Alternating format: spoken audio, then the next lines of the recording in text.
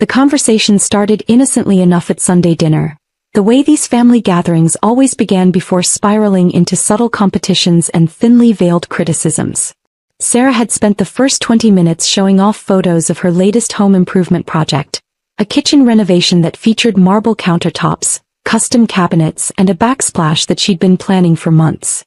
"It's amazing what homeownership allows you to do," she said, scrolling through her phone to display yet another angle of the pristine granite surfaces. "The equity just keeps building month after month. Unlike some people who throw money away on rent every single month with nothing to show for it." Mom passed the potatoes and nodded approvingly, her face lighting up with maternal pride. Sarah's always been the smart one with money. Very practical about long-term investments and building wealth. She thinks ahead. I continued eating my dinner quietly, accustomed to these subtle digs about my apparent financial shortcomings. To the family I was the underachiever, the one who worked at what they assumed was a small consulting firm, drove a modest Honda Civic that was 3 years old, and lived in what they believed was a rental apartment in a less prestigious part of town. "Speaking of rent," Dad chimed in, cutting his steak with more force than necessary, "maybe it's time you started thinking seriously about your future, Emma. You can't rent forever like some college student. At 29, most successful people are building equity and investing in real estate, not paying someone else's mortgage month after month."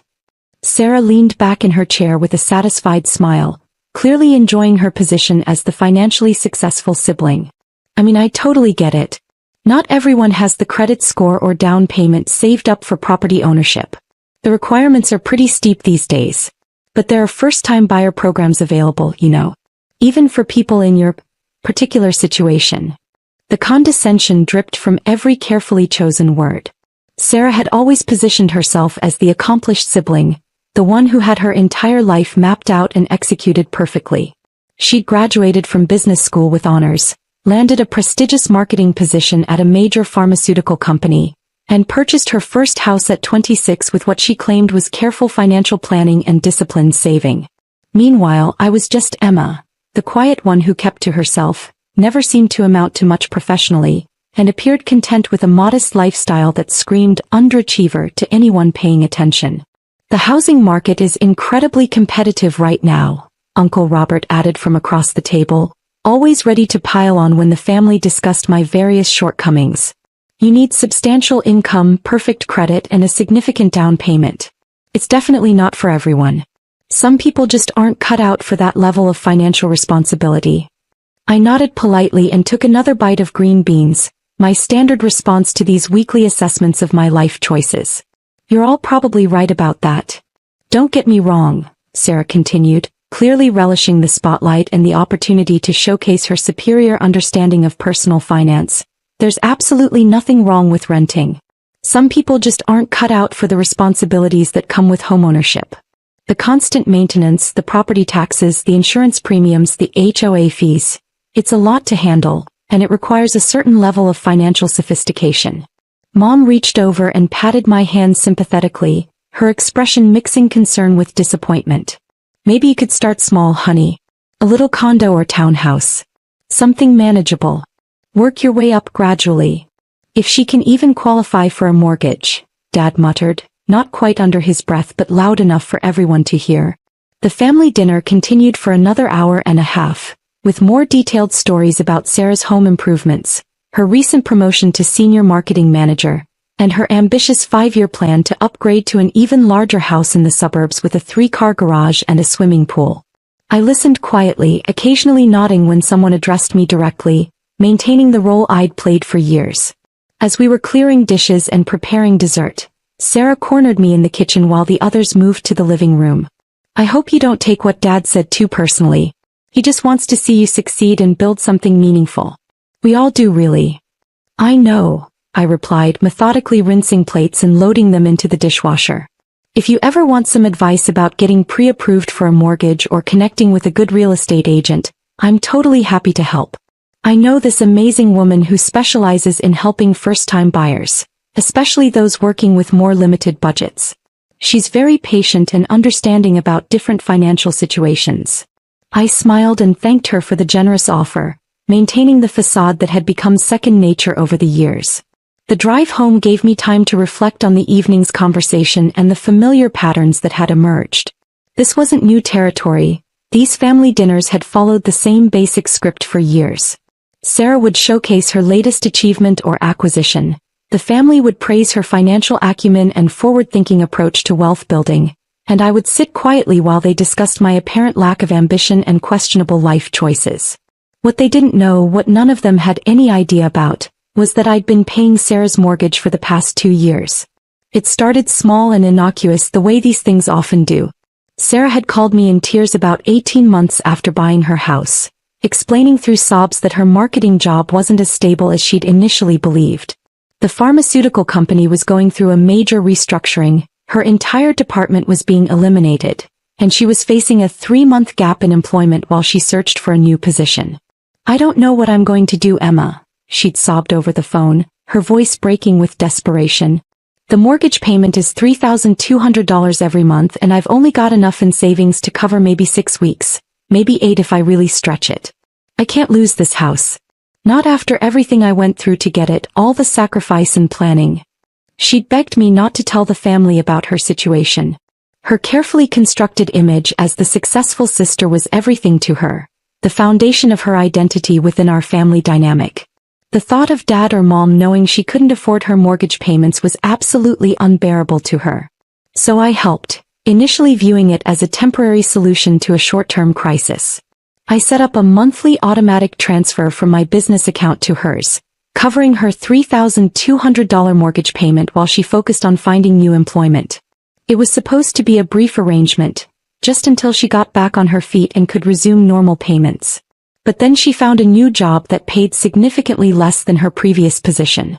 The marketing role at a smaller biotechnology company offered better long-term stability and growth potential, but it came with a substantial $30,000 annual pay cut that made her mortgage payments completely unmanageable on her new salary. She kept the house by continuing to accept my monthly payments, which she now framed as a temporary loan that she'd definitely pay back once her financial situation improved, and she either got promoted or found a higher-paying position elsewhere. That was over a year ago, and the payments had continued every month without interruption. The irony of the situation wasn't lost on me. While Sarah delivered lectures about building equity and the long-term benefits of homeownership, I was literally financing her version of the American dream.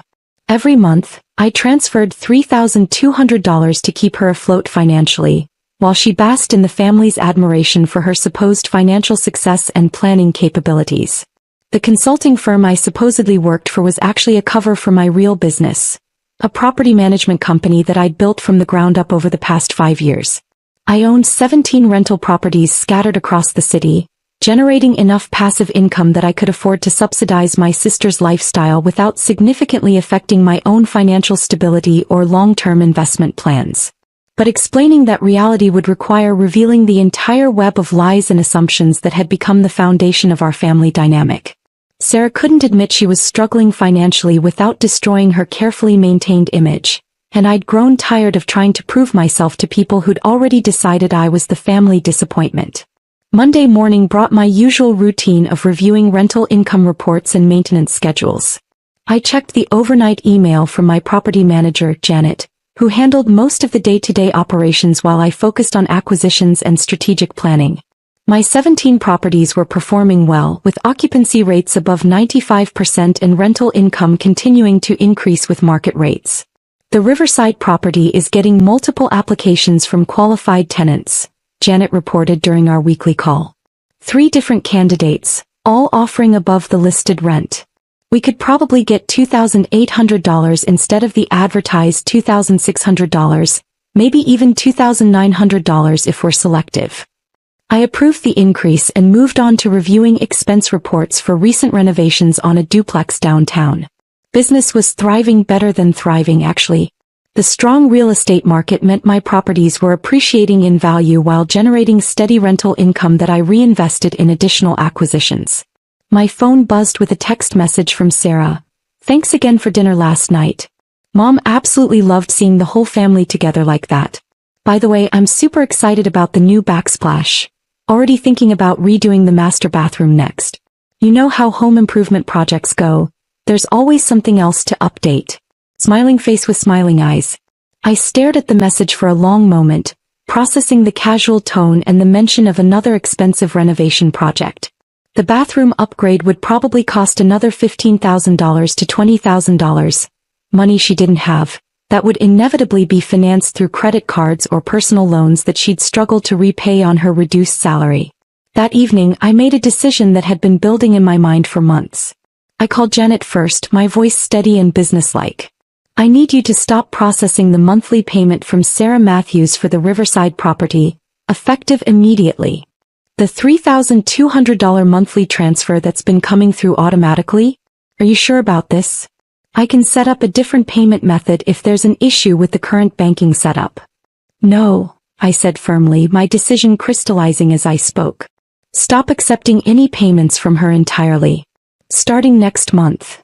Janet was confused but maintained her professional demeanor. Understood completely. Should I send formal notice about the payment discontinuation, or will you be handling all communications directly? I'll handle all notifications myself. Next, I called my accountant to discuss the tax implications of discontinuing the arrangement. The monthly payments to Sarah had been structured as family loans rather than rental income, which simplified the documentation and reporting requirements. The hardest call was to Sarah herself. Emma. What's up? She answered cheerfully, her voice bright with the confidence of someone who believed her financial support was guaranteed indefinitely. We need to talk about the monthly mortgage payments, I said without any preamble or small talk. Her voice immediately became cautious and uncertain. What about them? Is there some kind of problem with the transfer system? They're stopping. Next month will be the last payment. Silence stretched for nearly 30 seconds, broken only by the sound of Sarah's breathing becoming more rapid and shallow. What do you mean stopping? Emma, I can't afford the full mortgage payment on my own. My current salary isn't nearly enough to cover it plus all the other monthly expenses. I thought we had an understanding, an arrangement that worked for both of us. We did have an arrangement. For 24 months. But I can't continue subsidizing your lifestyle indefinitely. But I'm finally starting to get ahead financially, she protested, her voice rising with desperation. The bathroom renovation will add significant value to the house. It's a smart investment that will pay for itself. And I'm really hoping for a promotion next year that could bump my salary back up to where it was before, maybe even higher. I listened patiently as she explained why this particular moment wasn't good timing, how she just needed a few more months to get everything properly sorted out and stabilized. The same explanations and promises I'd been hearing for 24 consecutive months. Sarah, I can't keep subsidizing your mortgage while you lecture me about financial responsibility and the importance of building equity. What are you talking about? I never lecture you about money or anything like that. Last night at dinner, you spent over an hour explaining why I should buy property and build equity instead of throwing money away on rent every month. Another long pause as the implications sank in. That's completely different though. I was just trying to be supportive and helpful. Give you some friendly advice based on my own experience. Advice about homeownership and building wealth. While I pay your mortgage every month. Her voice became smaller and more defensive. You know I appreciate everything you've done for me. I can't lose this house, Emma. It would absolutely destroy me professionally and personally. And if the family found out that I've been struggling financially, that I couldn't actually afford this place on my own. That's not my problem to solve anymore. The conversation ended badly, with Sarah crying and making increasingly desperate promises about revised repayment schedules and more realistic timelines for financial independence. I felt guilty about her distress but also relieved that the charade was finally ending. The pretense had gone on far too long. 3 days later, Sarah called an emergency family meeting. I need to tell everyone something really important, she announced when we gathered at Mom and Dad's house Thursday evening. Her eyes were red-rimmed from crying, and she looked like she hadn't slept much over the past few days. What's wrong, sweetheart? Mom asked immediately, her maternal instincts activated by Sarah's obvious distress. Sarah took a shaky breath and looked around the room at all of us. I've been having some serious financial difficulties. More significant than I've let on to anyone. The truth is, I can't afford my mortgage payments on my current salary, and I've been getting financial help to keep the house. Dad leaned forward in his chair, his expression shifting from concern to confusion. What kind of help? A second mortgage? A personal loan from the bank? Emma has been paying my entire mortgage for the past 2 years. The room went completely silent, as if all the air had been suddenly sucked out of the space. Uncle Robert was the first to find his voice. Emma? Emma? The one who? I nodded calmly, meeting his incredulous stare. The monthly payments were $3,200. I've been covering her complete housing costs since she lost her first job after buying the house. But you don't even. Dad started, then stopped himself as he realized what he was about to say. Own property? Have a successful career? Make enough money to help anyone else? I filled in the blanks he was struggling with. Right. Mom looked completely bewildered, as if the fundamental assumptions about our family had suddenly been turned upside down. How could you possibly afford to pay Sarah's mortgage? Your job at that little consulting firm? My consulting firm manages $12 million in residential real estate assets. I personally own 17 rental properties throughout the city. Sarah's mortgage payment represents approximately 8% of my monthly rental income. The revelation hit the room like an explosion. Sarah was crying quietly, embarrassed by the public exposure of her financial dependence.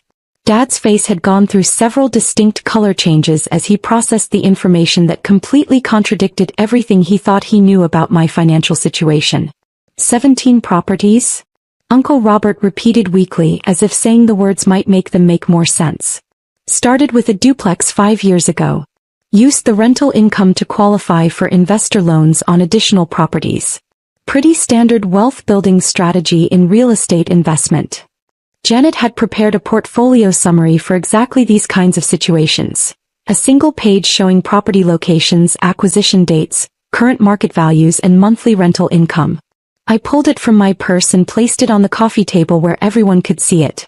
Dad picked up the document with visibly shaking hands. This says your properties are worth over $4.2 million in total. Current market assessment. I confirmed matter-of-factly. Though property values have been rising pretty consistently over the past 18 months, so that number is probably conservative. Sarah wiped her eyes with a tissue, her embarrassment now mixed with something that looked like resentment. I never meant for it to go on this long.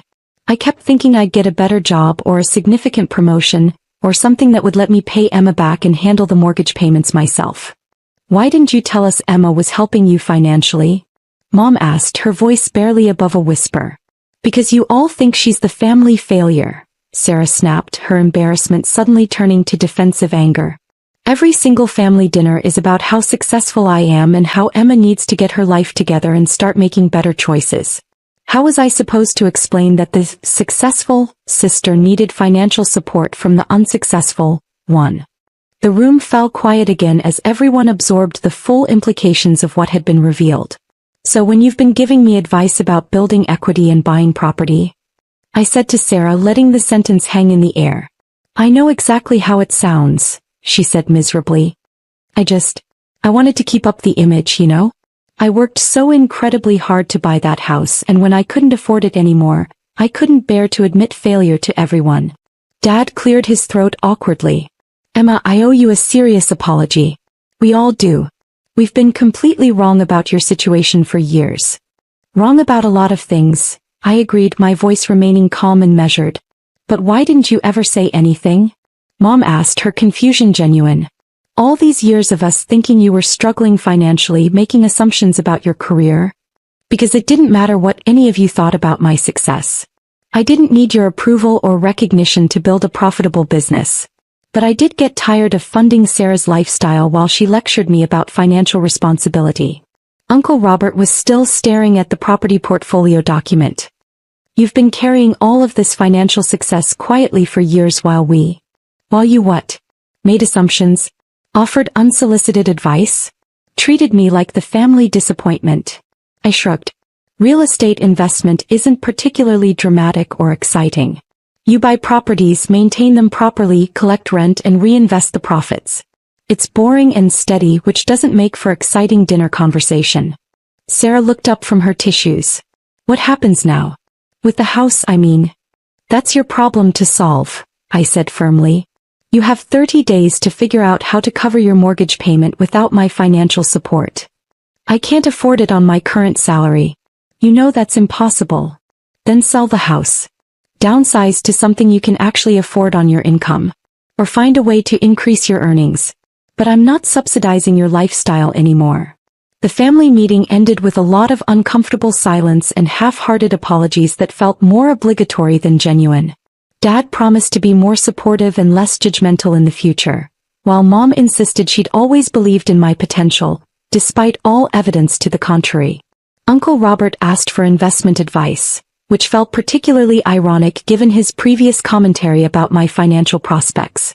Over the following weeks, Sarah explored her limited options with growing desperation. She listed the house for sale and started looking at smaller condos and townhouses that would fit within her actual budget. The elaborate bathroom renovation plans were quietly abandoned, along with several other home improvement projects she'd been planning. The hardest adjustment for her seemed to be accepting the reality of living within her actual means. For 2 full years, my financial support had allowed her to maintain a lifestyle that significantly exceeded her income. Without that safety net, she was forced to make real choices about spending priorities and lifestyle expectations. At the next family dinner, the entire dynamic had shifted dramatically. Instead of Sarah showing off expensive home improvement projects and dispensing financial advice, the conversation focused on her house hunting process and plans for downsizing to a more manageable living situation. Dad asked thoughtful questions about my real estate business operations, while Mom wanted to understand how I'd managed to build such a successful portfolio so quietly. I still can't believe you never said anything about your success, Sarah admitted over dessert, her voice carrying a mixture of admiration and resentment. All those times we made comments about your career prospects or your apartment. I live in a 1-bedroom apartment because I don't need much personal space, I explained patiently. My money goes toward acquiring income-producing assets, not lifestyle inflation or impressing other people. But you could afford a much nicer place, a luxury condo or a house. I could afford a lot of things. That doesn't mean I should buy them just because I can. The conversation that evening was fundamentally different, more honest, less performative, with genuine curiosity replacing the previous pattern of subtle competition and judgment. Sarah was still adjusting to her new financial reality, but she seemed somewhat relieved to drop the exhausting pretense of effortless success. A month later, she found a qualified buyer for her house and purchased a smaller condo that fit comfortably within her actual budget. The equity from the sale paid off her accumulated credit card debt and provided a modest emergency fund for future unexpected expenses. It's actually really nice, she told me when I helped her move into the new place. Smaller obviously, but I don't have to constantly worry about affording the monthly payments. And no more pretending to be something I'm not financially. The family dynamics continued to evolve gradually. Dad started asking for my opinion on financial matters and investment strategies, while Mom seemed genuinely interested in understanding how I'd built my business so successfully. Uncle Robert, perhaps most transformed by the revelation, had become almost deferential in his interactions with me. But the biggest change was in my relationship with Sarah. Without the financial dependence and the constant need to maintain false appearances, we could finally be completely honest with each other about our respective situations. She was working diligently on rebuilding her financial stability and independence, while I was learning to be more open about my successes and long-term goals. The Sunday dinners became more balanced conversations, with everyone contributing their perspectives rather than one person dominating with carefully curated achievement stories. Sarah talked openly about her job search for a position with better compensation, while I shared updates about property acquisitions and market trends. I still feel absolutely terrible about all those years of taking your money while simultaneously criticizing your life choices, Sarah said during one of our private conversations several months later. It taught me something valuable, I replied thoughtfully.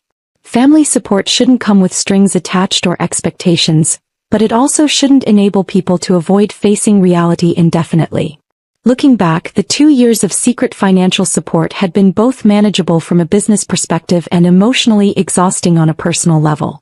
I'd gained important insights into the difference between helping someone through a genuine temporary crisis and subsidizing their permanent lifestyle choices that exceeded their actual means. Sarah's house sale closed on a Tuesday afternoon in November. That evening she sent me a text message. First mortgage payment on the condo, paid entirely from my own account. Feels absolutely amazing. Thank you for everything you did and for finally saying no when you needed to. The message felt like closure on a chapter that had defined our relationship for far too long. Sarah was learning to live authentically within her means, while I was learning to set appropriate boundaries that protected both my financial resources and my emotional well-being. The family had adjusted to a completely new understanding of everyone's actual circumstances and capabilities. No more assumptions about success or failure based purely on outward appearances or lifestyle choices. No more lectures about financial responsibility from someone who couldn't afford their own supposedly successful lifestyle. Most importantly, no more monthly transfers to maintain someone else's carefully constructed illusion of prosperity while being treated as the family disappointment who couldn't get her life together. That felt definitely worth celebrating. Be real with me. Did I handle that the right way? And if you were in my shoes, what would you have done? If this story pulled you in, hit follow and subscribe so you don't miss the next one. And if you've got a story of your own, send it in. We'll adapt it and share it with everyone.